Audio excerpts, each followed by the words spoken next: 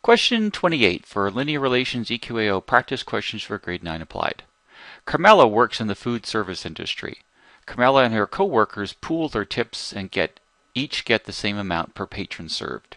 She makes $80 per shift plus her tip amount pays $7 per patron served.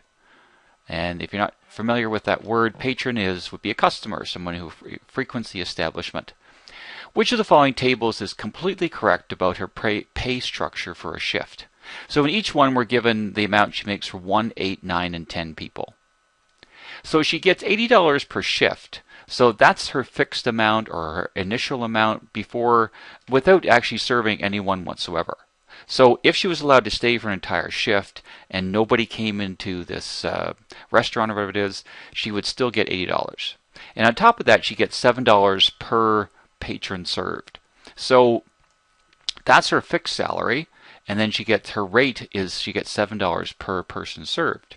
So the equation that would relate her earnings and the number of people she served would be E equals 7n plus 80. 7 times the number of people plus 80 will give her earnings. So let's go back to the tables here.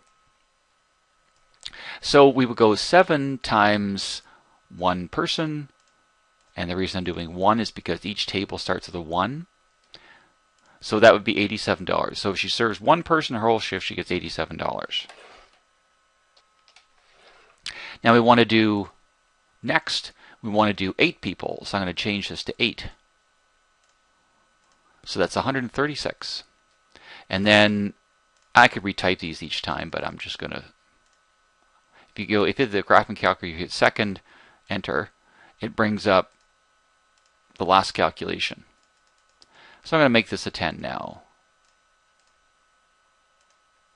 So she had 87 for 1 person, and then 136, 143, and this last one's 150. So the only table that is correct is this one here. For serving 1 person, she gets 87.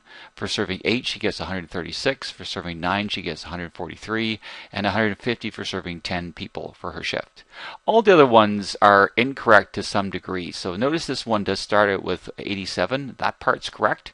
But then these numbers are actually off from what they should be. So B is the only one that is completely correct.